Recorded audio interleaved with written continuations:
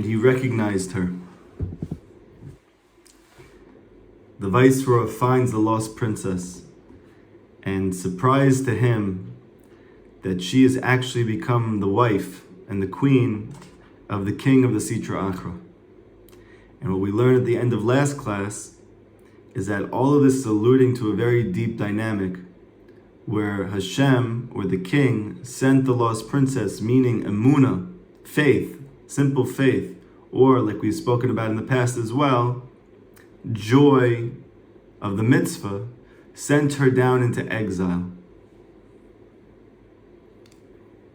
And when she's sent into exile, she becomes the life force for the Sitra Achra. Because Rabbi Nachman explains in Likutei Moharan, Torah Tet 9, that the life force of everything in this world is emunah. And the pasuk that he brings is that King David says, Tefillah le'el chayai. Tefillah to Hashem is my life. So the way that we simply usually read it is that Tefillah to Hashem is my life, meaning I love it, it connects me to Hashem, it has become my life. But Rabbi Nachman says my life mamish, my life force. All of his life force comes from Tefillah. And Rabbi Nachman actually says in the second Torah of Likutei Moharan that the Mashiach Tzikenu, that we should see him soon in our days, he has no life force at all except for the life force that comes from Tefillah. And this is alluded to by King David as well, seeing as that David is a prior incarnation of the Mashiach. And the viceroy sees the lost princess, meaning that our nekudat tzadik, the part of us which has never been tamid, it's never been damaged, it's never been distorted. There's a part of every single Jew who he or she has never been blemished by the world or by secular wisdom or by our experiences in life. That's the part of us, Rabbi Nachman says, that continues to push us, to propel us, to keep searching for Hashem despite maybe all evidence to the contrary or negative experiences even within Judaism or within the Torah, or maybe my lack of belief in certain things which are considered fundamental, and the list goes on and on and on. So what is it that's causing me to be at 4 a.m. in Eretz Yisrael, to get up, to listen to the Lost Princess and the exposition of this story? Or if you're in America at 9 p.m. or wherever you are, to continue searching at 25, 30, 35, 40, 45, 50, 60, 70, 80 years old. That's the nekudat tzadik within you. That's the point of the tzadik within you. That's the viceroy. And this is alluded to by the fact in the story that you'll see throughout the story, he's going to continue to see pitfalls, obstacles, challenges, unseen difficulties, but he just never gives up until he finds the lost princess in the end. And the reason is because the viceroy within us is actually the husband, the true husband of the lost princess. And the Gemara says that the future husband, the fiance, always chases after the female, the woman. And even though physically we see that that's normatively the case, obviously in 2022, it's not necessarily the norm because we're raised differently. But the nature of the soul of man and woman is that the Jewish male soul chases after the Jewish female soul. And deeper than that the male soul is alluding to the tzaddik, the point of the tzaddik within you, the part of you that wants to expand and go out and to elevate and to actualize, to move and to push and to dream. That's the male element of the soul, that's the viceroy. And the female element of the soul is one's own simple faith. It's one's own emunah. It's one's joy in doing the mitzvot. It's the part of us that is our life force that has been trapped and taken over by the Sitra Achra. Just like Abraham and Sarah, when Abraham went up to Mitzrayim, and he is the nekudat of the tzaddik within a Jew, and his wife Sarah becomes abducted by Avimelech, and Abraham has to go through different measures to take her out. all of this is an allusion to the story of the viceroy and the lost princess. And this story comes in many different incarnations in the Torah. But finally, he gets to this kingdom that's surrounded by soldiers and musicians, and he sees this very intimidating, large king on his throne, sitting on the throne, and all of a sudden they put a chair next to him, and surprisingly that chair is for the queen, and the queen is actually the lost princess. And the reason is because the lost princess, meaning a Jew's emunah, is life force in the world, and therefore when it's been co-opted, when it's been relegated towards physical things, towards physical comforts, towards belief in government, belief in systems, believe in the norm, believe in people, places, and things, and not simple belief in Hashem, then she becomes the wife of the Sitra Achra, and she gives life force to all forces of negativity in the world. Rav Natan takes this to crazy lengths, where he explains in the beginning of Likutei Halachot that all of our suffering in the world comes from a Jew's misallocated belief and hope in people, places, and things. And this is all the result of having lived, Rabbi Nachman says, in the secular world for 2,000 years and being inculcated with secular ideas. This is the reason why in the Hasidic world they are so apprehensive about incorporating themselves in the secular world, and specifically because of being incorporated in secular schools. While it might look like they're trying to insulate themselves, or maybe to keep themselves in a more like traditional background, the real secret of it is that the Baal Shem Tov and Rabbi Nachman and all of the Hasidic masters say that there's no greater danger to a Jew than secular wisdom. And the reason is because wisdom is what infuses a person's belief. Whatever you learn is going to infuse what you believe in. So let's say all the time I'm learning that Hashem runs the world. Now all of a sudden, whenever something takes place in my life, my natural response to that is going to be like, Hashem caused this. Like, Baruch Hashem, please, forever and ever, and it should get stronger and stronger. I moved to Eretz Yisrael, Baruch Hashem, and my kids go to Jewish schools. My son is starting a Talmud Torah at first grade. I went into public school at that time. And, when something happens, like he can't fall asleep, he'll ask me why Hashem made it that he couldn't fall asleep at night. That's his natural response. When things happen, he associates it with Hashem.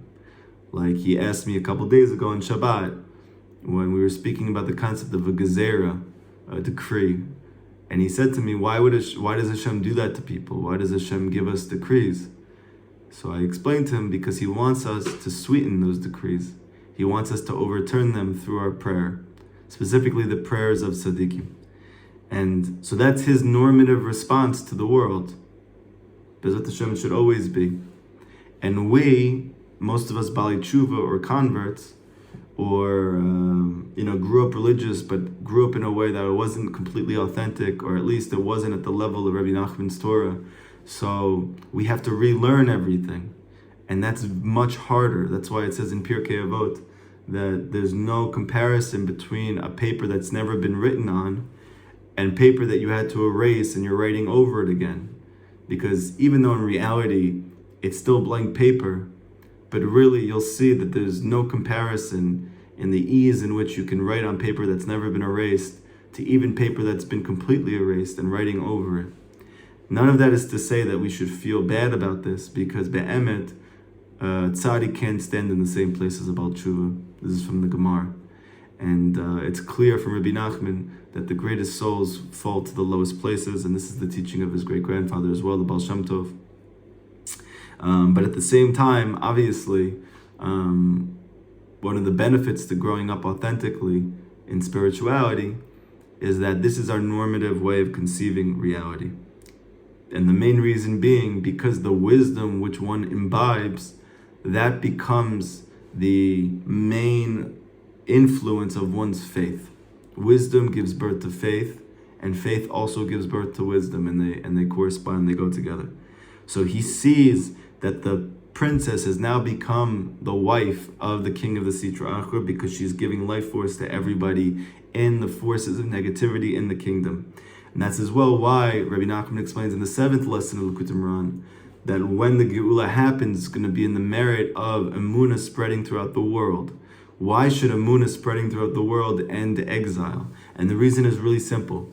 Because Jewish faith is what's giving birth to negativity in the world when it's misallocated. But when all the Jewish people, or at least the majority, or when emunah spreads throughout the world, then people will reallocate their faith, will reappropriate their faith towards Hashem.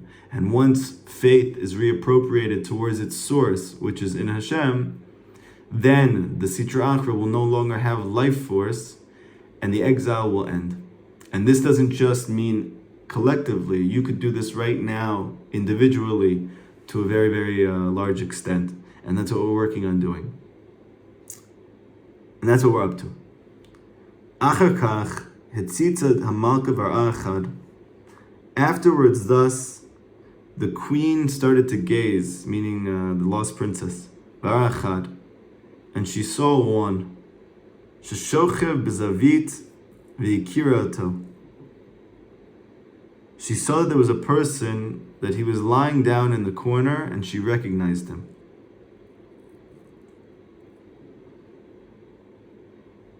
Ki ein l'sha'er v'te'er kama ha'shechina kadosha mechira tova. ומחשיבה את כל מה שאדם פועל למענה בכל פעם שמתגבר ושם הרע ועשה טוב כי לית רעותה טובה דתאבד כל רצון טוב נחשב למעלה והשכינה מחירה אותך היטב וכך שמע מי שנתאמץ להציע מגלותה. Okay? The Perus, the explanation here, is bringing down the fact that she recognizes the viceroy, she's gazing at the viceroy and she recognizes him, is the concept of seeing good.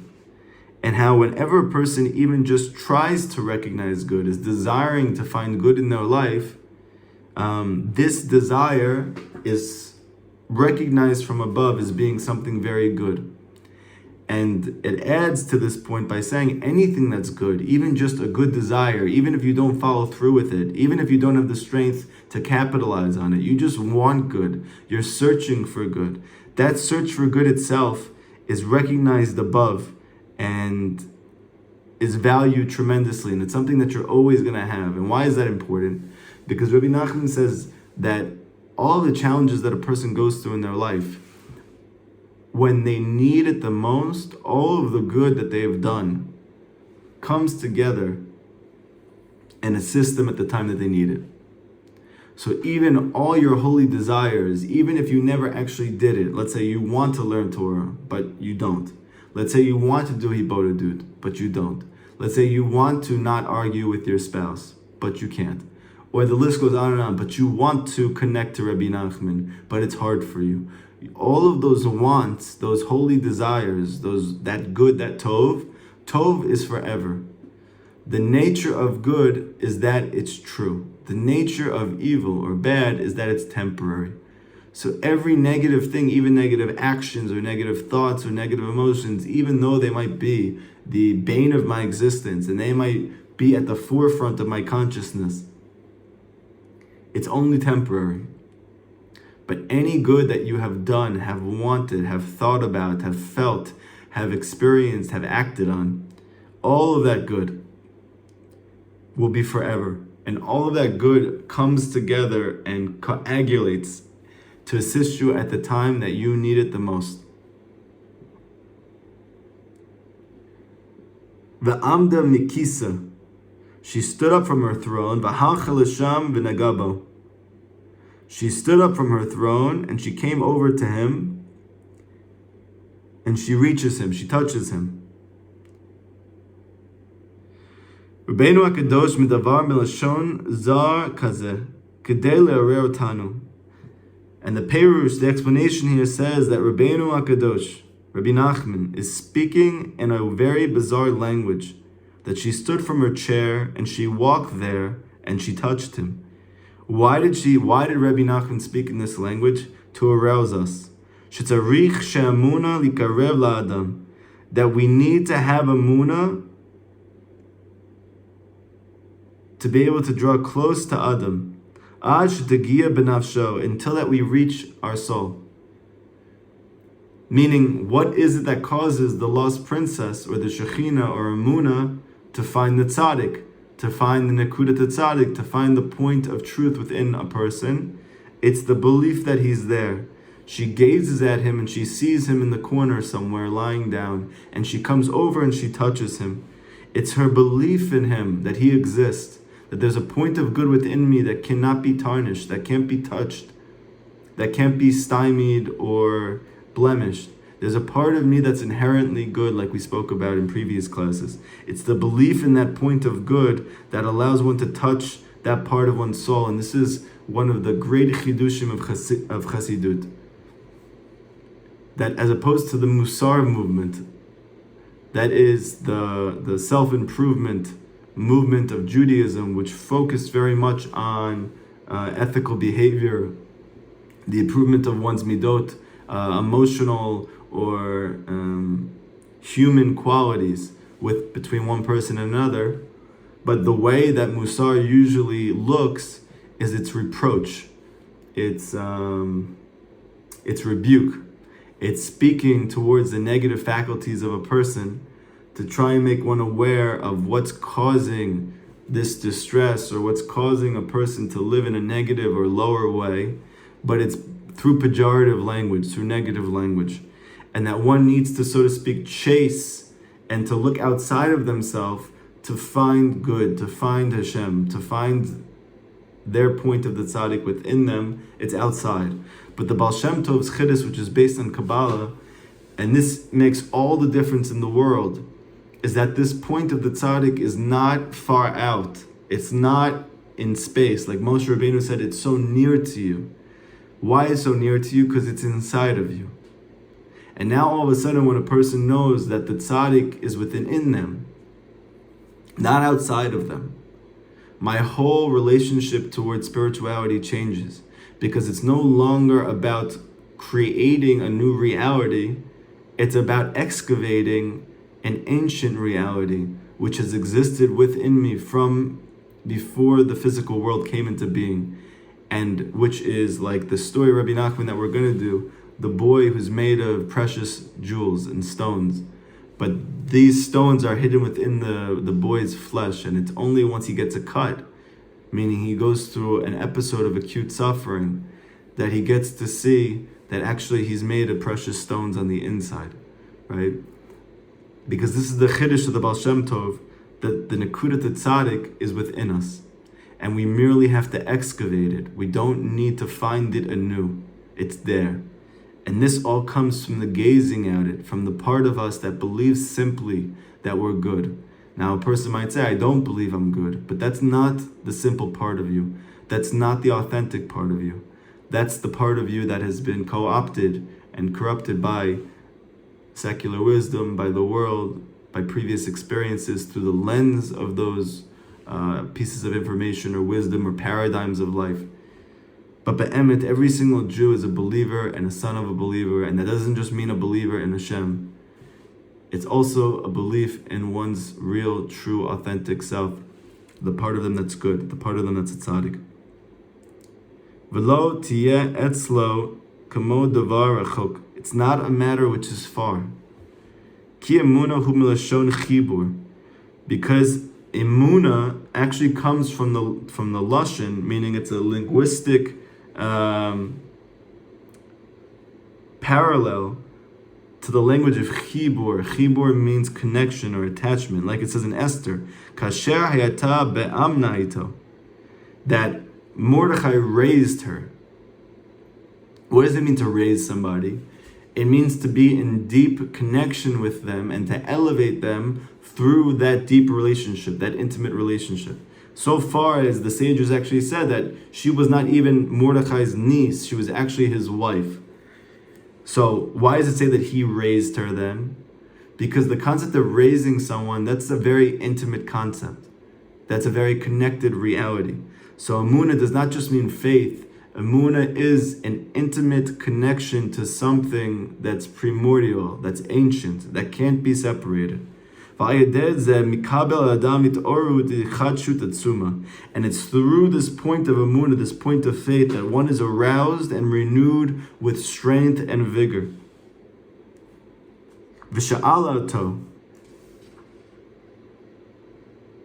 She asked the viceroy, Hata makiroti, do you recognize me?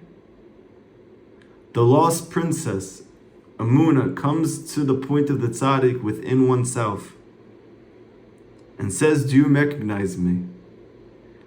I know that the only thing that you've seen of me is my belief in foreign matters, is my belief in authorities, is my belief in people, places, and things. But do you recognize my true self? The belief in Hashem, the belief in the Torah, the belief in true tzadikim, the belief in the good within yourself. Do you recognize that part of me? Shechina Kadosha, Hi Gedola Me'od, because the Shechina, which is this lost princess, this holy Shechina is very great. Shehi kolelet et kol olamot. The Shechina encompasses all of the worlds. V'hi shor shemakom hazman. She is the root of time and space. V'chol hanivraim kulam, and everything that's created is from her. All of this is alluded to by Chava, because that we know according to Kabbalah, and Rabbi Nachman brings this down in Likutei Moharan, that Chava represents the Shekhinah. And that's why it says that she's the Em Kol Chai, she's the mother of all life. Because according to Kabbalah, not that she's just the first conscious female, and therefore gives birth to the first children, which then becomes humanity, but that Chava is referring to as well the archetype of the Shekhinah. And in that sense, she gave birth to all of the worlds and everything that's in them. Meaning she's the mother of Ein Kol Chai Mamish, all life. The life of vegetation, the life of the ground, the life of the inanimate object, the life of the wild animals, the life of galaxies and stars and space and mountains and hills and valleys and oceans. Oh my. And all of these worlds that are endless, they were all given birth to by the Shekhinah, by Chava. She is the root of all time and space. So she's a big thing. Now, this is unbelievable, because where is the Shekhinah manifest within us? It's our emunah. It's our simple faith. It's our capacity for joy. So now this is an amazing thing, because we have felt that this point within us is so small, it's so fragile, it's so vulnerable, it's so imperceptible. But the paradox that we're learning here is that this point within us of faith is so big, it's so large, that it gave birth to the entire world. And not just this world, but all the worlds. And not just that time and space herself are the birth child. They are the offspring. They're the toldot of your faith. It's a very deep thing. Faith gave birth to reality. And this is where Rabbi Nachman's paradigm shift that we speak about all the time, when we always say that the world says, see it and you'll believe it, where Rabbi Nachman says, believe it and you'll see it. Because belief is actually the birthplace of all of reality. And because Rabbi Nachman understands that emunah, faith, gave birth, like the Shekhinah, to all of spiritual and physical reality, so too within one's psychological well-being, so too within one's spiritual apparatus, it is one's emunah, faith, that gives birth to new realities. So part of a person growing and elevating spiritually is to know the true power of their emunah.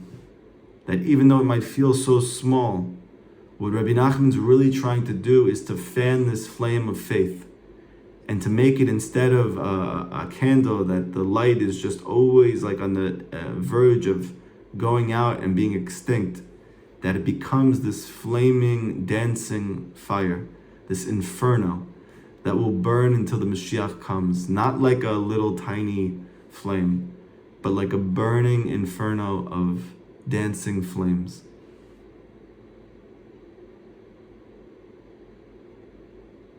That even though in this world there isn't a person who truly recognizes her, and that's why she comes to him, because for sure she knew that the viceroy knew her in the kingdom, meaning in Shemayim, before they came down to this world. But now that they have been stymied by this physical world and all of the obstructions that take place by physicality and gashmiut, she says to the tzadik within you, do you still recognize me? Do you still see me even amidst all of these coverings, all of this clothing, all of these garments? Until she needs to actually ask you, do you remember me? Do you recognize me?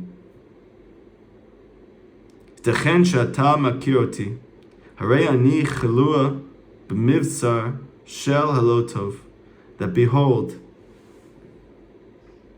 I'm existing here within the mivtsar, within the fortress of the place of no good.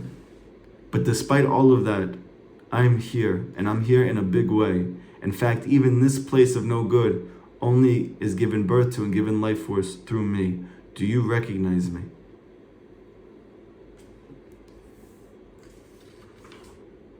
Vashiv lahin, says back to her, Ani makir otach, says I recognize you.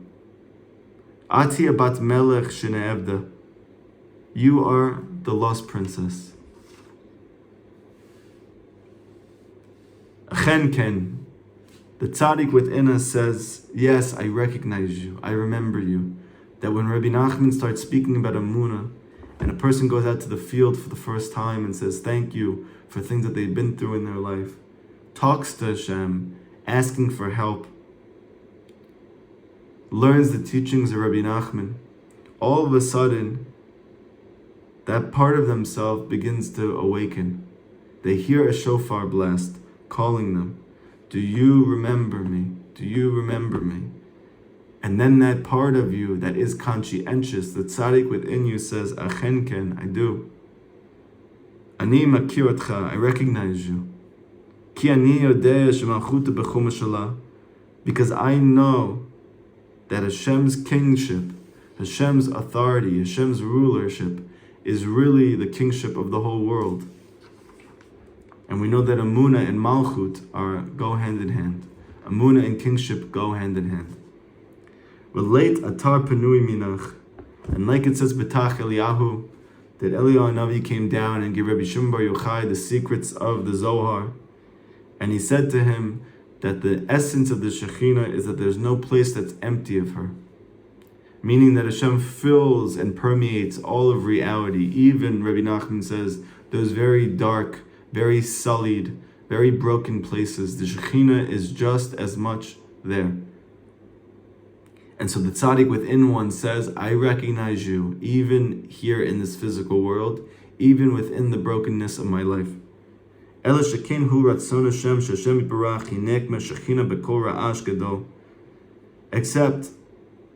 that it's the desire of Hashem that the Sitra Achra should nourish from the Shekhinah with a great noise, with great fervor, with great rapture. However, in truth, everything is being orchestrated from above. All of this is in order to extract the sparks of godliness that fell in the beginning of creation, like we spoke in previous classes about the 288 sparks of godliness that fell in the beginning of creation, that are alluded to in the beginning of the Torah, where Hashem created the world, and then it said that there was tohu vavohu, there was chaos, and there was void, and there was darkness on the face of the earth. But the Ruach of Elokim marchefet al panei hamayim, the Ruach of Hashem, of godliness, is hovering over the water, and the word hovering, which is a very unique word, has within it the root word, which has the gematria of 288. And according to Kabbalah, and the Or Chaim brings this down in his famous Perush, to the Chumash. He says there that this is all alluding to the 288 sparks of godliness that fell in the beginning of creation, and that the mission of the Jewish people is to send our souls down to this physical world to elevate those 288 primordial sparks.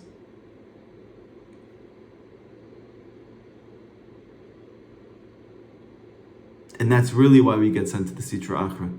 That's really why our emunah, our faith, gets co-opted and corrupted. Why she's trapped. Why was I born to a family that learned these things? Why didn't I get the education that I'm learning now, that I so resonate with, that's so authentic to me? And the reason is very deep. Because we have a very big mission in this world. We are here to elevate God out of exile. And Rabbi Nachman says that the greatest nachat of Hashem, the greatest joy of Hashem, comes when those who are furthest come closest. When those who are at the extremities of reality, in the deepest darkness of this physical world, reveal the light of Hashem even in that place. This is something that is geuladik. This is something redemptive. This is something messianic. And that's the real reason why we're all struggling so much and yet not giving up hope, is because we are those very deep souls, the only ones capable of going down to these places and elevating God from that place, and most specifically within ourselves. This isn't just talking about in specific places in the world, also that dark places within us. So to find Hashem in that place, to find faith in that place, to elevate and to reveal that light, and instead of making it that soft, quiet voice, but making it, like Rabbi Nachman says, into a roaring, like a wild animal, screaming.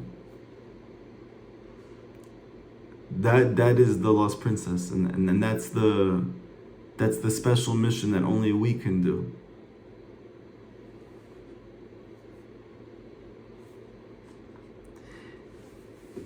V'sha'alota, and he asks her, Hayech ba lachan, how did you get here? Just like we ask ourselves. Just think about our lives. How hard it is for us to find faith at any level. To really believe that Hashem loves us. To really believe that Hashem runs the world. Not just generally, but particularly. Like the Baal Shem Tov says, that a leaf doesn't turn unless Hashem wants it to. To believe that Hashem only does things to bring me closer to Him.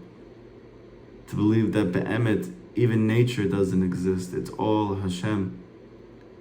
To believe that the Torah is actually true. To believe that even the stories of the Torah are real.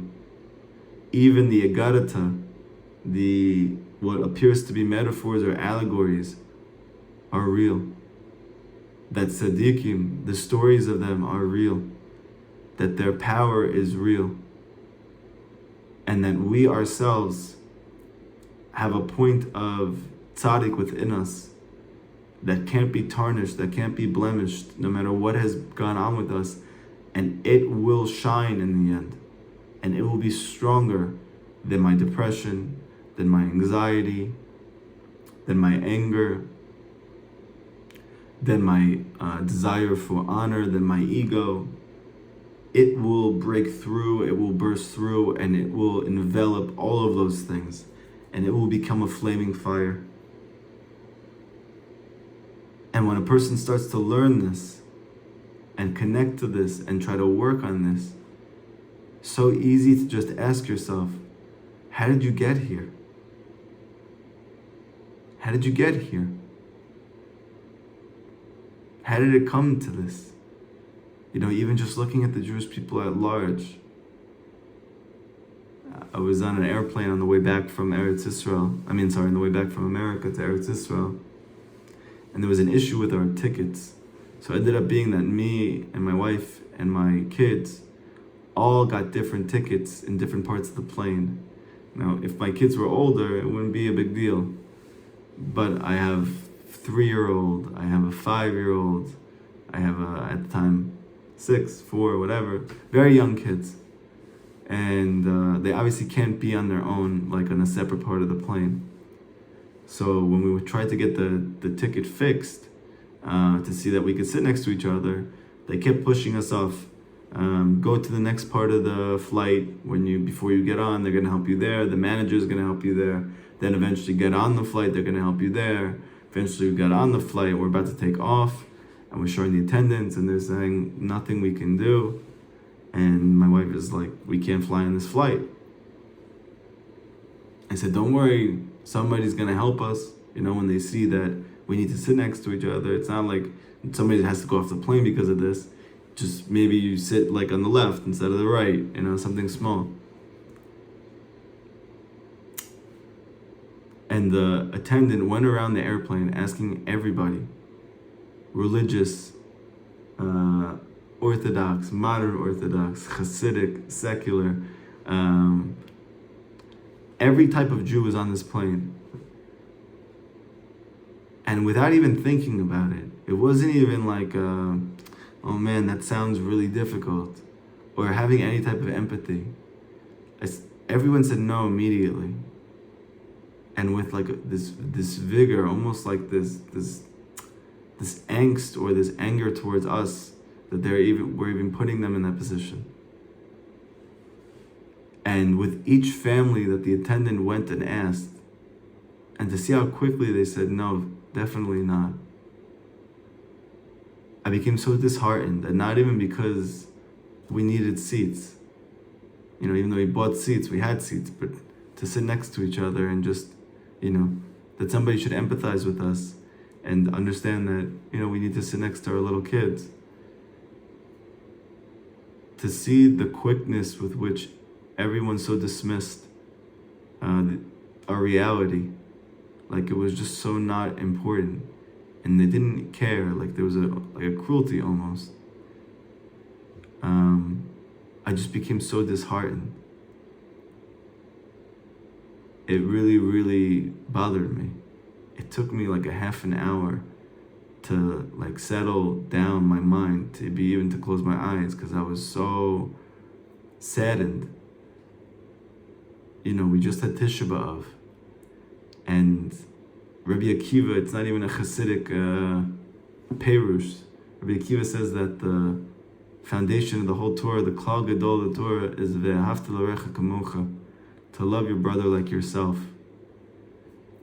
And what does that mean simply? Meaning halachically. How do I fulfill this mitzvah? That which you wouldn't want to happen to you, you help make sure it doesn't happen to others. That's halacha. And if anyone could just take a moment and think to themselves, imagine if I had little kids and I bought tickets and now we were for some reason separated on the plane, and there's all these people, hundreds and hundreds of people on this plane, different family structures, maybe not even with a family, or I'm just with my friends. And how would I feel if I was looking for a place on the plane to sit down? Just to move over a seat, maybe even just one seat. Not even to move from the aisle to not an aisle, just like the aisle over. And there's nothing.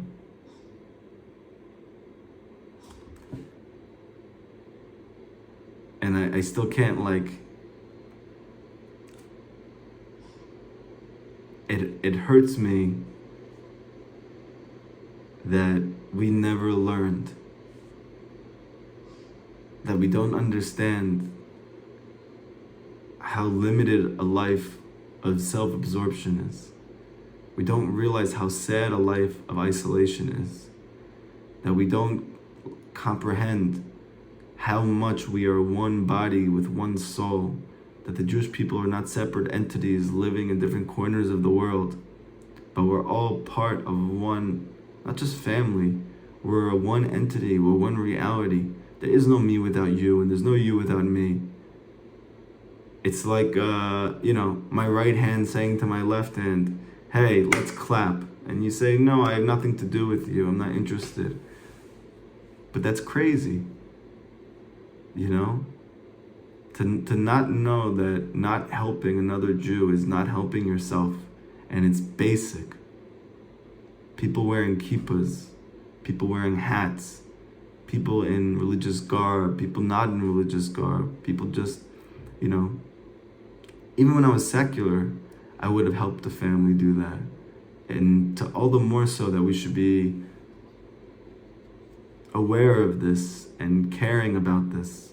The Baal Shem Tov says that, it's a very strong statement, any lack of love for another Jew is really a lack of love for Hashem. If you lack love for another Jew, any Jew, it's because you really don't love Hashem. And so we can ask ourselves, why isn't Mashiach here? Why isn't the Beit HaMikdash rebuilt? And we might think it's because we're not learning enough, we're not praying enough, we're not doing enough, we're not this enough, we're not that enough. And I really got to see firsthand, it's nothing to do with any of those things. The Beit HaMikdash was destroyed because of baseless hatred, because of lack of respect, just cruelty, not caring for one another. And it's still there. There's a famous midrash, which is not spoken about a lot, that when Hashem told Moshe Rabbeinu to take the Jewish people out of exile, Moshe said they're not ready. And that's the reason he said that I'm not going to do it now, because they're not ready. And why did Moshe say that they're not ready? Because in the Torah, there's a story about Moshe came over and he saw two Jews fighting with each other. They weren't taking care of each other. They hated each other. There was cruelty between them. And because of that, Moshe said that they're not ready. This one thing, not because they're not learning enough, not because they're not praying enough, they're not holy enough, they're not pure enough, Moshe would have said yes to any of those situations. But they just didn't have this basic foundational, I care about another human being. And specifically, I care about my brother or sister. There's nothing to save.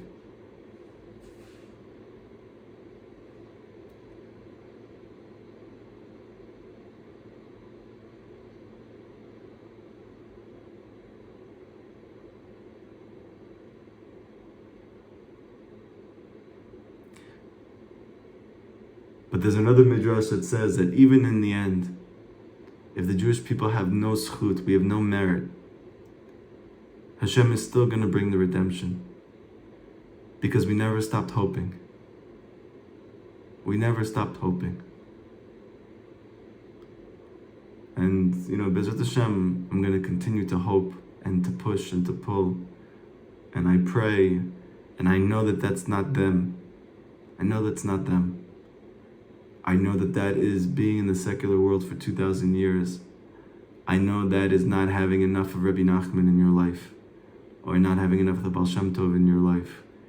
I know that that is having been hurt by others and not cared for by others. I know that that's a lot of different things coming together. It's not simple, because the nature of a Jew is that he has empathy. When Paro came in and he was looking for Jewish boys, the Midrash says, how did he know when their people came into their families to find these babies? How do they know that they were Jews? The Midrash says because they cried louder. They were more sensitive. They were more empathetic. And most of all, we have the Mashiach himself, Moshe, that it said that he cried in a very loud voice. And the whole beginning of redemption is that Moshe looked out, even though he was not a slave, but he looked out at his brothers and sisters that they were suffering from psychological and spiritual slavery. And because he cared about them more than he cared about himself, he began to try and redeem them before he had to go into exile. But it all started from empathy. Rabbi Nachman says empathy comes from da'at. The deeper one knows that everything is from Hashem and everything is from His love and everything is for the best, that there's a piece of God within every single Jewish person, every Jewish boy, every Jewish girl, religious, secular, no matter what they've done in their life or continue to do, there is a spark of godliness in every single person that's inherently and only good. But all of that comes from das. You have to learn about that. You have to pray on that. You have to work towards bringing that into your life. And not everybody has the zchut to be part of a chabura like this. And, going out into the world, you may know even better than me, to see that there's a whole world that's not busy with this. Because it requires das. You must know in order to have empathy. And this is Rabbi Nachman's chiddush, his novelty about why Moshe Rabbeinu is the leader of the generation. He says that the leader of the Jewish people needs to be the greatest rachaman, the most empathetic person in the world. So then why is it Moshe? It would seem it would be Aaron, right? Aaron seemed to be more kind. But the truth is that Moshe had the greatest internalization of da'at, of God consciousness. And God consciousness is what augments and actualizes and what increases one's empathy. So when you have the greatest das in the world, you're also going to have the greatest empathy in the world. And that's the secret to why the Torah says that you can't have empathy for a person without da'at, because if they don't have da'at, it means that they're going to act cruelly. So if you act empathetically with a person who's going to respond with cruelty, so then you end up empowering the cruelty.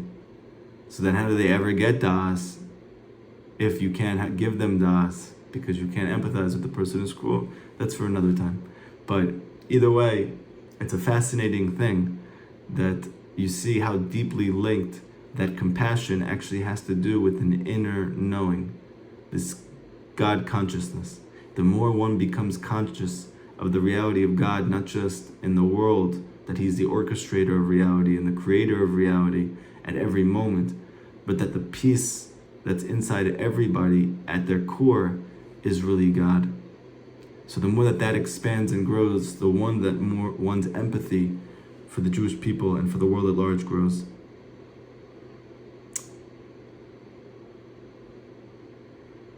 And he says, how can I take you out of here? And how did you get here?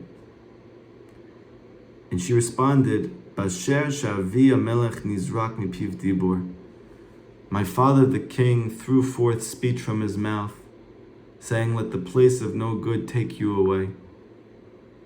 V'chan hamakum hazeh, and here, this place, hu lo tov, it's the place of no good. B'zeh merumaz ech ken efshar lahotzi al yedei tikun hamakom. And this is hinted to how it's possible to go out through the tikkun of the place itself. Because the makom hazeh, this place, the place of no good, all of this time, v'chol zaman shani munachat b'zeh makom, all of this time that I am resting in this place, yesh lachem afsharut likvush otiv linok mimeni, and all this time that I'm in this place of darkness, there is possibility for the forces of negativity to conquer me and to draw nourishment from my life force. However, when a person merits to elevate the Shekhinah to da'at, meaning to elevate their own faith from people and places of things to Hashem Himself, to the place of good, Klomar, meaning that he merits to illuminate in his heart and his soul his holy das, his God consciousness. Bezehu mala et Shekhinah. In this he elevates the Shekhinah, his faith, to the place of good. Umisham, from there yechol ha'otzi oto legamrei mina klipot. It's from there that a person is able to completely extricate the lost princess, the Shekhinah, the point of faith, simple faith, the point of joy within a Jew. You're able to take him out of the darkness completely. Completely.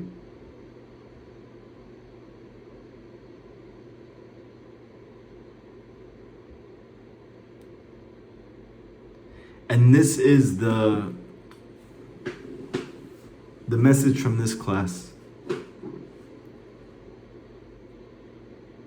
That that when the viceroy, the tzadik, finally sees the princess, meaning one's own personal emunah, and the emunah within a person says, do you recognize me?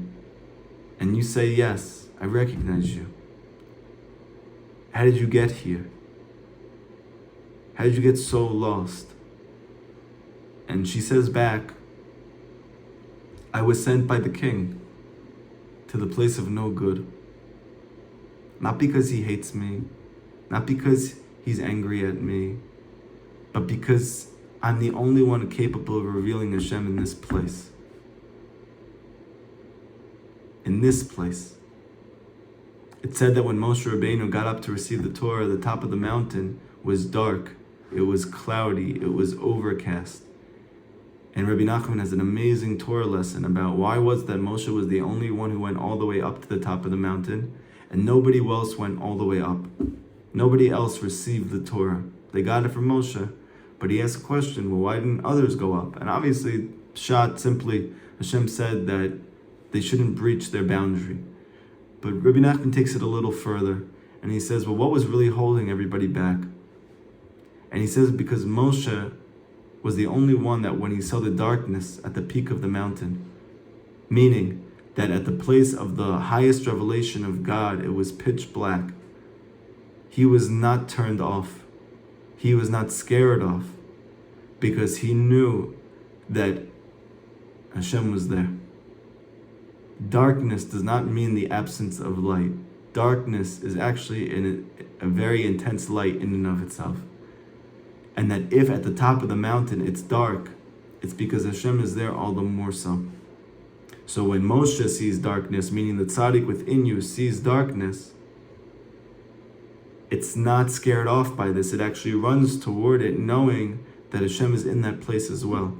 But the rest of us, that we see darkness and we get scared because we think that this is devoid of good.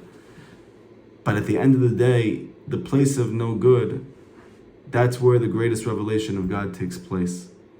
And this is the revelation of the Mashiach himself. That King David is sent down to the lowest of places, just like the Shekhinah, to be able to reveal that Hashem is not just with the frum religious Jews, but that Hashem is everywhere, and in every place, and in every space, even in the darkness of abuse, or trauma, or drug addiction, or bullying, or any type of chaos or breakage that each of us personally knows in our own heart, what we have to experience in a lifetime, or in many lifetimes, that Hashem is even there. And the way that that part is revealed is by belief that Hashem is there. The beginning of actually revealing that Hashem is there is the belief that Hashem is there. That the tzaddik within you believes. And to know that there's a part of you that has not been tarnished by life, that has not been dulled or has not been jaded, even though you may never have consciously touched it. But like this month is Elul, and we've spoken about this recently, that this mazal is of the betula of the Virgin, that there's a state of our soul which no matter what we have been through or seen or learned in our life, it is totally pure. And belief in that part of ourself is actually what propels us to go find her. Does anybody have any questions from today's class? I do. Go ahead. I can't connect the dots with your story of the airplane. Maybe you said it and I'm just missing it. This last thing that you said about, it being dark, and how you said it seems so orchestrated by Hashem that not one person was willing to give up their seat. It just was like, so Hashem orchestrated that because it's so unusual, it was so bizarre, and so I'm trying to connect the dots. Like you're saying, when Moshe went into the darkness, like for you, that was like really a place of darkness. Where did you see Hashem in that situation? Rabbi Nachman teaches that there are times when a person will see something, experience something, to elicit an urgency in them so that they can pray with that urgency, because the world depends on that person's prayers. So I know that there are many times that I've seen things, experienced things, because I know how intense that I pray. I know how much I put my heart and soul into it. I know how much I care. I know how this is at the focus and the centrality of everything in my life. That I pray fervently for people around me. That I pray for the Jewish people at large. That I pray for Hashem. That I pray for Rabbeinu. That I pray for good. And how am I going to pray for this state of existence in which Hashem is doubly concealed if I don't have it blaring in my face how much it's so? You know, part of a person needs to separate, like Noach or Abraham, in order to find Hashem in their life. And I had to do that as well. But then there's a coming back into normative society and having to be confronted by a whole world that's not busy with the same things that you're busy with. Because that itself provides the urgency to push harder, to pray harder, to have more conviction about the importance of Rabbi Nachman and his teachings in our generation, not just for people who have psychological issues or have trouble connecting to spirituality, but just the basic state of human existence and relationships. If you don't see it with your own eyes, like Moshe got to see it, he never would have had the opportunity to run to Midian and to work for the next however so many decades towards improving himself and elevating himself to get to the point that he can actually go back and save his brethren.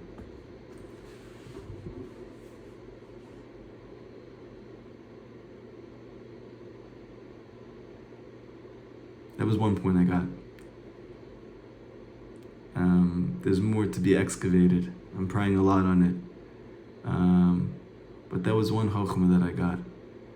That this is very, very important what we're doing. And it's not just important, like, that so far for me, it's about helping the people that need it the most, the people who are suffering the most, the people who are oppressed. But it's not just those people. The people who think that they figured it out, the people who think that they already know. It's equally troubling, and I need to build my conviction to help those people as well, that it should be just as important for me. So that was one thing that I got from it. Does that make sense, Miriam? Yeah, thank you. Sure. And it starts with us, you know. I'll just tell you, just ever since then, even though we were already teaching our kids that the main thing is ve'ahavta l'orecha kamocha, to love your brother like yourself, even over Torah learning, even over mitzvot observance, and we emphasize all those things. But it doesn't mean anything if you don't love every single Jew. But it went into overdrive. Like after that trip, it's just like, you know, my kids have to be that light in the world. Our kids have to be that light, and we have to be that light in the world. We need to not be waiting for other people to love others like ourselves. We need to start by doing it first. We need to be the harbingers. We need to be the trailblazers in this area. And this thing isn't dependent on you finishing Shas. You could just go be kind and compassionate to another Jew. You know, like I was learning yesterday. I didn't have a lot of time to learn yesterday. I finally had a chance to learn before Mincha. And somebody came up to me and started speaking to me about something that had happened with them. And you know, obviously it's very easy that you're looking forward to something your whole day. You now have the chance to finally go do it. And a person comes up to you who you've spoken to many times in the past about this same thing. And think to yourself, well, maybe like I could just, hey, it was nice to see you, and find a way to just go do the thing that you were looking to do.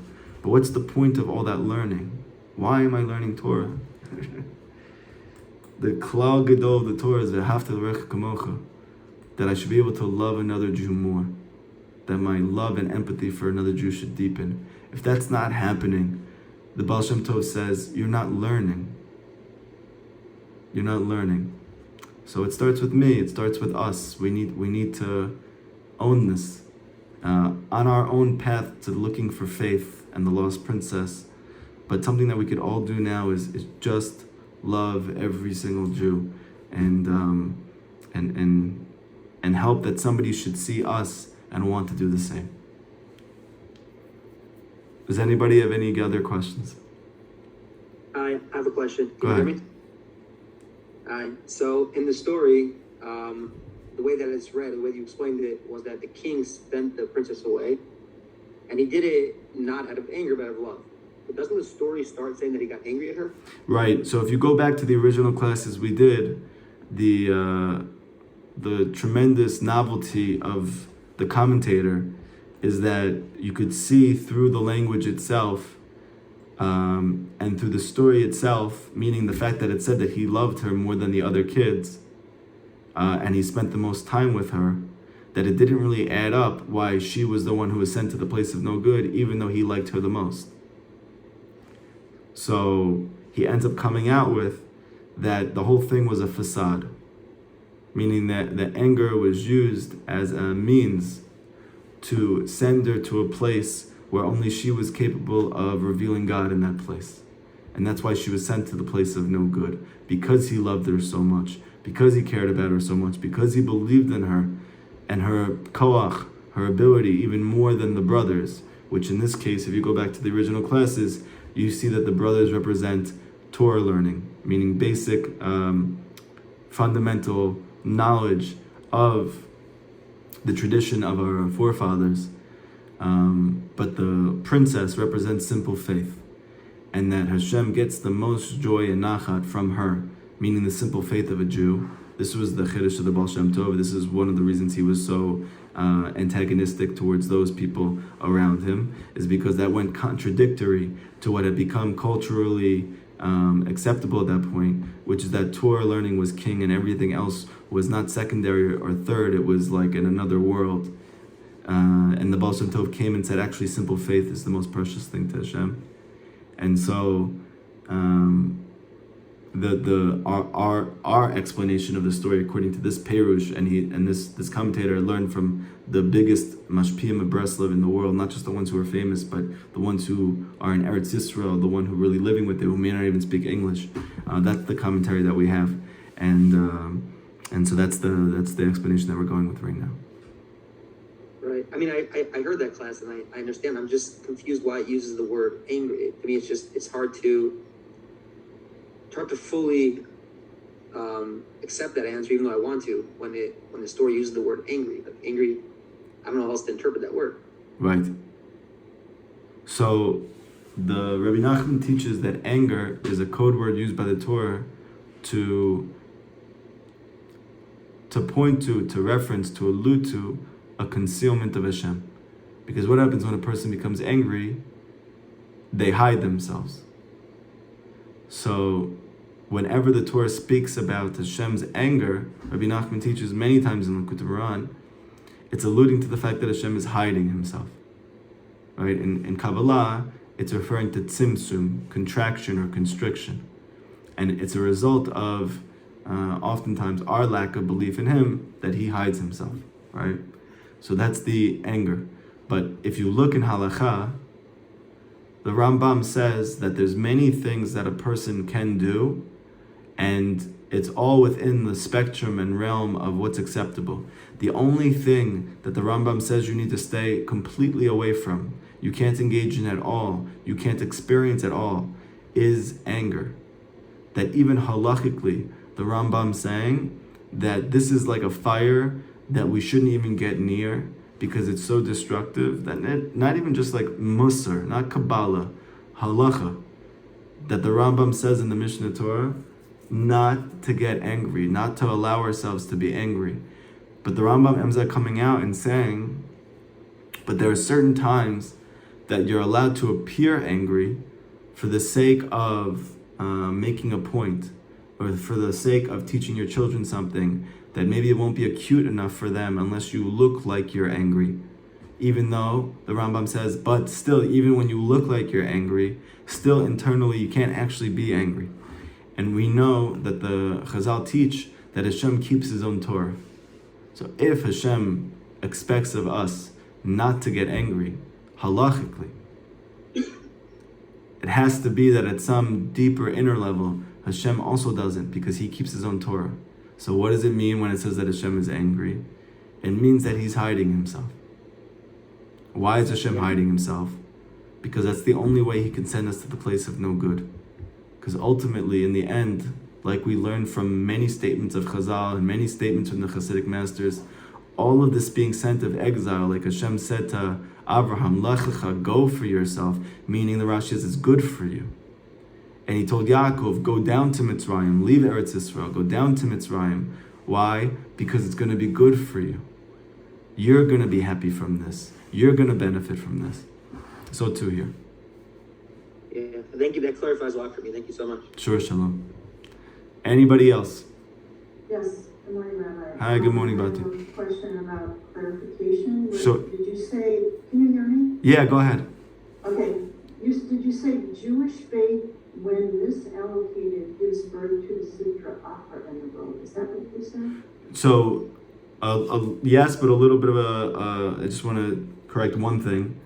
Not that it gives birth to the Sitra Achra, per se, but it gives life force to the Sitra Achra. Meaning that the Sitra Achra, so to speak, is like if you have a toy without a battery, right? It exists, but the Sitra Achra doesn't have to exist in reality. It, so to speak, at least originally, could only exist in potential. What is it that actually births its power? What is it that gives life force to the Sitra Achra? What's the battery of the Sitra Achra? It's our own faith. So when our own faith is misallocated, meaning we, at any given moment in our day, in our experience of life, or more collectively, the faith of the Jewish people at large, is in exile, automatically that Jewish faith is giving more and more fuel to the Sitra Achra. And that's Rabbi Nachman's famous lesson in the 7th lesson of the Quran, based on the Midrash that says that when Mashiach comes, it's based on a pasuk in Shir Shirim that says we're on the mountain of Emunah, this mountain of Emunah, and the Midrash and Rashi explain, it means that when Mashiach brings us into Eretz Yisrael, all the Jewish people come back. The first place that we're going to go to is this place called Emunah. Why? Because Rashi says that it's there that we're going to see that it's all in merit of our faith that the Geula took place, that the ingathering of the exiles took place. That's why we're on the mountain of Emunah. And Rabbi Nachman uses this to allude to this dynamic that it's when emunah spreads out throughout the world. And it doesn't just mean emunah like just faith. It's this deep, intimate, intricate powerhouse of belief in Hashem as the orchestrator and creator of reality at every moment, in His good, in His love for us, in His wanting us to be close to Him. That emunah is what's going to give birth to redemption. But that emunah needs to be reallocated, because right now, much of our belief is in bosses, it's in economy, it's in social networking, it's in spouses, it's in kids, it's in parents. We're looking towards others to heal us. We're looking towards others to make us feel whole. We're looking towards others to save us. But at the end of the day, there's only one place for faith to really go.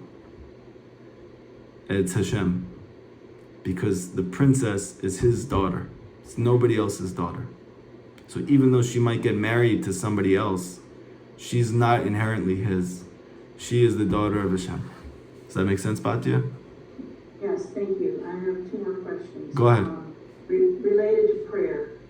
First of all, how do you know when you're praying from truth? And can you give any examples of how to bring Torah into prayer? Like, for example, this lesson today. Sure. Can you ask me that first question again? I had a hard time hearing you. How do you know, how does a person know if you're praying from truth, from a point of truth? Okay.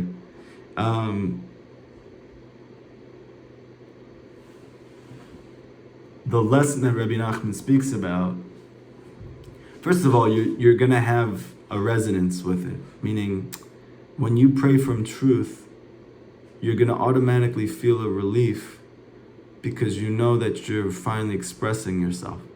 You know, it's like the same thing that a person has like after seeing a therapist after 20 years of hiding all of their stuff from everybody around them and never wanting to bother anybody with it. And then all of a sudden, the therapist says, what's wrong? And you say nothing. And then like, well, you know, what's going on? I don't know. And then finally, like you open up for the first time and you say what happened to you in your life, right? There's something that's so cathartic about that, something that's so real about that, so genuine, so authentic, and it moves you as you're saying it. It's literally like you have a weight that's been accumulating and growing on you, like a bacteria that just keeps fermenting until finally, like you just let it go, right? So the first thing to know is something's true is like you're gonna feel a resonance with it. It's gonna resonate as genuine for you. It's gonna make you feel a certain way, like a relief. Another aspect that Rabbi Nachman brings out is that the truth is Hashem's light, and that when a person comes to speak to Hashem and it's hard for him to get the words out, it's hard for him to have a genuine, honest, flowing conversation, it's because there's a lot of darkness. That darkness, Rabbi Nachman says, is the klipot. So Rabbi Nachman's secret to how do you break through that darkness and to be able to actually speak to Hashem in a genuine, free-flowing way, he says it's by saying the truth. Because the truth is light. And Rabbi Nachman explains, and this is a very famous axiom of the Baal Shem Tov, that a little bit of light expels a lot of darkness. The Lubavitcher Rebbe spoke a lot about this. That if you have a dark room and you put a little candle, that candle will make the whole room bright, even though there's much less light than there is darkness. But the nature of light is that it's much stronger than darkness. So what is the light within that conversation? It's the truth. So you're going to see that once you say the truth, it opens up the conversation. You start to be able to speak in a more free-flowing, more honest way. So it's kind of related to the first point, but it's just like a practical, I'm able to talk more freely now in a more cogent way because of the truth that I said.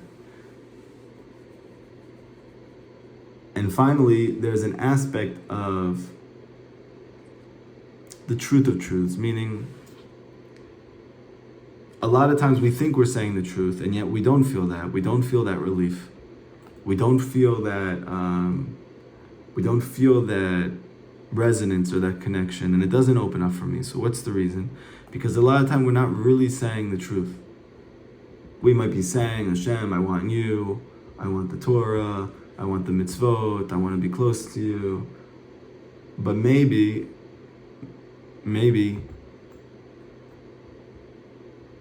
you don't feel that Hashem loves you. But you want to. And before all of that, I need to believe that Hashem loves me. So that might be your truth. And you're not touching that because it's too painful. You're too scared to say that. But that's your truth. That's what you have to say. I feel like I've been hurt. And I don't know where the good is in that. It's hard for me to fathom that this is from you. But I want to. Right? That might be your truth. That might be that's more true than I want to learn the Kutumran. That's more true than I want to be a tzadik. And then eventually, through that truth, you'll get to I want to be a tzadik. And so it's a process of peeling back layers of onions. You know, you might have been used to, accustomed to for many decades, never really saying what you feel because maybe when you have done so, it's been dismissed by those around you, or maybe in the Jewish arena, spiritual figures or rabbis have poo-pooed things that you've said because they've been intimidated or overwhelmed by your thoughts. And so you kind of put them away and you put them in the back burner. You don't want to address them. But that doesn't mean that Hashem can't handle it. It doesn't mean that Hashem doesn't want to hear that. It doesn't mean that there's not truth in what you're saying. You need to address those things. Like, I'll just give you an example. I remember one time I got into a very big fight with my wife. It was years ago. And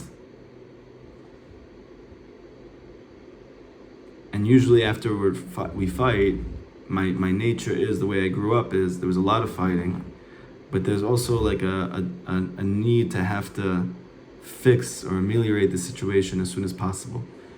Even though it seems like it's coming from a very kind place, it's really coming from a neurotic place, right? My family didn't grow up with faith. And so obviously if I don't take care of the situation and we don't fix this, this person might leave. Nobody else is going to take care of it, so I have to.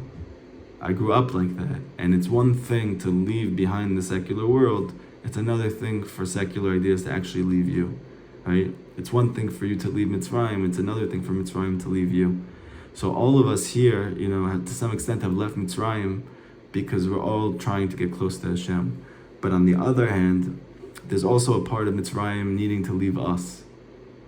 And this is what Rabbi Nachman does for us in a very powerful way, in a way that's unparalleled, is that he can actually take the part of us that's stuck and make it unstuck. The part of Mitzrayim that we have carried with us, even in Eretz Yisrael. And so, after I got into this fight with my wife, I forced myself, instead of responding to that neurotic need to go fix the situation, because I'm scared that maybe she's gonna leave me, even though she's never left me, but just because I grew up feeling that feeling, I sat down and she went to sleep and I started to cry to Hashem. I said, Hashem, I know this is from you. Why are you doing this to me? Why do you keep doing this to me? What do you want me to learn? I want the truth. I want to learn from this situation. I want to know be'emet why this keeps happening to me. Why do I keep fighting with my wife? I don't want to fight with my wife. Why am I in so much pain? And a thought popped into my head or into my heart. And Rabbi Nachman says that anybody who confronts the truth will experience this. They'll have Ruach HaKodesh. Rabbi Nachman says divine inspiration. They will have a deep inner knowing that comes out throughout their own heart. And the thought that popped into my heart is that the reason why you're in so much pain is not because your wife doesn't agree with you, or she struggles with something that you believe in or that you're doing. It's because you don't love yourself. You don't actually believe in yourself. You don't believe that you're inherently good or worthy. And that's the reason why I have to keep fixing everything. Because if this other person doesn't want me, this other person doesn't like me, it means I'm not likable. This other person doesn't want me, it means I'm not good. But the truth is, my inherent worth and my goodness has nothing to do with how people relate to me. It just is. And that's a demon that I've never wanted to confront, even consciously, because it's very scary and very heavy thought to know that the reason why I'm suffering so much has nothing to do with the people around me, but it's simply because I don't believe in myself. I don't believe in my ideas. I don't believe in what matters to me. I don't believe that my reality is worthy of taking up a space in this world. And that, saying that out loud, I started to cry very deeply. But it wasn't a cry of despair, it was a cry of release, that I got to a greater point of truth. This has nothing to do with my wife. This has to do with something that I've been skirting around for a very long time. I need other people's approval so that I could feel good about myself. And even something like that you might think has nothing to do with the Torah, has nothing to do with spirituality. But Rabbi Nachman says that itself is the greatest barrier to closeness to Hashem. And there's many lessons that bear this out. And then through that point of truth, I was able since then to continue to pray for this, to learn about this, to explore this, to cultivate this belief in myself as inherent and not related to people's perspective or opinion of me or my thoughts or my beliefs, just that I'm good. And it's taken a lot of work, and I've had to pray a lot on this. I've had to cry a lot about it, but that's a point of truth. Once you get to a point of truth like that, things really begin to open up, and you're able to really speak. So that's the first answer to the first question. Does that make sense, Patya, before we move to the second question? Yes, it was, thank you, it was very helpful, thank you so much. Okay, good. Second question was, how do I turn toward tefillah? So very simple. Look back at this class, or maybe you remember what we spoke about. For sure, you should try your best once the class goes up to review it, and write down ideas that either resonate with you or ideas that pique your curiosity, meaning like, I didn't think about this before, but now I want to experience this thing. So turn it into a prayer. So what does that look like? Let's say for instance, I understand now that the part of me that's been searching for Hashem this whole time is the point of the tzadik within me. So Hashem, please help me to understand and to know and to believe that there's a point of me that has never been tarnished by my life. That despite all of the abuse that I've been through, despite all of the neglect that I've had, despite all of the tragedy that I've experienced in my life, there is a part of me that is inherently good, that's inherently godly, that will not give up on the search for the princess, for the search of the Shekhinah, for the search of simple, true faith, the source of true joy. That part of me is why even at 50, 60, 70 years old, I do not give up. This part of me is something that I need to celebrate. It's something that I need to recognize. It's something that I need to be conscientious of. Just like the princess said, do you recognize me? Do you recognize me? I recognize you. And ask yourself, do I recognize that part of me? Do I champion that part of myself? Do I celebrate that part of myself? If not, I want to. Help me to celebrate that there's an ekudat tzadik, that there's a point of godliness within me that's only good and can't and has never been touched by this world and not by the events of my life, not even by my own thoughts or emotions, that nobody can ever touch this point of good inside of me. Hashem, help me to feel that. Help me to touch that part of me. Help me to taste that part of me. Help me to live with that part of myself. Have that part of myself to burn inside of me, that it becomes my primary modus operandus, my primary way that I experience my internal and external life. So that's turning Torah into tefillah. Does that make sense? Yes, thank you so much. Sure. Any other questions?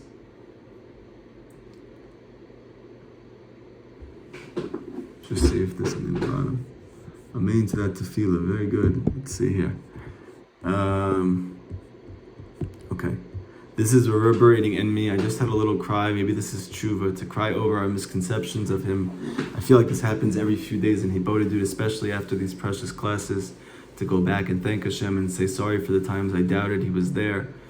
It's comforting to know that there isn't anywhere he's not there. This is a taste of Mashiach's neshama, or Nechama, sorry. Yeah. If you don't mind, I'm not so clear about Chava, how she is the Shekhinah, gave birth to the universes. Okay, so with this question we'll end. It says that Chava is the Em Kol Chai, is the mother of all life. It should say really the mother of Adam, meaning the mother of human life, right? Because she's the first woman. But the Torah says she's the Em Kol Chai, she's the mother of all life. And Rabbi Nachman says this is alluding to a Kabbalistic secret that she is the Shekhinah itself. And that Adam, and please don't take this the wrong way, don't think that this is in the way that I think about it in human terms. But Adam, Arishon, the first man, represents HaKadosh Baruch Hu, the male aspect of Hashem, where the Chava represents the female aspect of Hashem, the Shekhinah. Okay? So she is built from his rib, meaning that the Shekhinah, or the imminent dimension of godliness, is built from the transcendent realm of God. That's the male aspect of God. So what does that mean for us? It's that imminent dimension of godliness, that felt perception of godliness, that the one that's down in the dirt, the one that's in the physical world. That's the Shekhinah, because the Shekhinah means the indwelling presence of Hashem. So that's Chava. She's the Em Kol Chai. And what we're learning from here is that the Shekhinah is not just this point inside of me of simple faith, but that this point of simple faith is actually the womb of all of existence. And that all of creation, all of the spiritual worlds and this physical world were given birth to by, so to speak, Hashem and the Shekhinah coming together, meaning Hashem and faith meeting. And once those two things meet, faith gives birth, like a woman, to a new, more beautiful reality. So it's a very abstract concept. There really is no simple way of kind of looking at it, but it's something that you can meditate on. But suffice it to say, just like there is a physical womb that gives birth to children, just like there are natural processes that give birth to new realities in the physical world, all of that is reflecting a spiritual reality, and that is that there is a supernal womb which gave birth to all of the physical world and everything that's in it, and that is the Shekhinah herself, and she is emunah. She is faith. Does that make sense, Chaya? A little bit? Yeah. Not sure if she heard it. Okay. Everybody have an amazing week. Oh, you're going to go meditate on it. Okay, very good. So, just last thing here. Use these groups. You know, we've been off for a couple weeks. I went to America. Baruch Hashem, you guys helped me a tremendous amount, and you did unbelievable mitzvot, bringing me to where you live to try and give this knowledge over to others. Let's try, do our very best after the class is over. Write down ideas that resonated with you, thoughts that piqued your interest, questions that came up for you, and place them in the groups and share it with your brothers and sisters. We have spoken about this many times, and I'm going to keep hammering it home. Our ability to find the princess, our ability to find the Shekhinah, our ability to find Hashem in our life is dependent not just on that personal conversation I have with Hashem and Hibodadut. It's not just based on learning Rabbi Nachman's teachings, even though those two are essential. There's a third component of that essentiality on a daily basis. I need to speak to friends on my journey about getting closer to Hashem. That is the third component. And it's only with all three of those nekudas that we can actually find the Shekhinah in our life. So it's going to take boldness, it's going to take courage, but continue to utilize these very special WhatsApp groups we have, our chaburas, to discuss experiences that we've had, specifically in regards to these lessons and trying to apply them in our life, progress we've made, setbacks that we've had. Keep talking to the people in these groups, because there are points of godliness, there are answers to those challenges, there are advices that can only be found with your friend, that can't be found even with the tzadik emet, and even within yourself. So, Bezrat Hashem, with those three components, try your very best every day. It's Elul now. Hashem is more readily accessible even now. The Shekhinah is in the field, right? As opposed to us having, like the Tanya says, to go to the king, to tremendous hard work and hishtadlut and growth. We can actually access him or her in a much easier way right now because he came to us. So we have a powerful mechanism, because with the king's in the field, okay, but that's still the field, it's not my house, right? But when a person is a chassid of Rabbeinu, when a person knows Rabbi Nachman's teachings, so the field is just as much as home. Go to the field like you've been doing and know that Hashem is even more present there. Try to allow yourself to be more honest. Try to allow yourself to say the truth even more. Try to allow yourself to pray from a place of more fervor, of more energy, of more life force, and allow yourself to enter into that space in a deeper way. Give yourself the conditions, the space, the time to do so, because Hashem is, so to speak, even more readily available and accessible in the field right now. And this is exactly what we need in order to move into the new year, to have Rosh Hashanah, that it should be truly different. And we should be able to experience Hashem and the Torah and the true tzaddikim and our true selves in a real, authentic, genuine way this upcoming year. And with that, we should see the coming of the Mashiach and the building of the Beit HaMikdash and the ingathering of the exiles. It should be B'Yirav Yameinu. Amen v'amen. Thank you very much, everybody.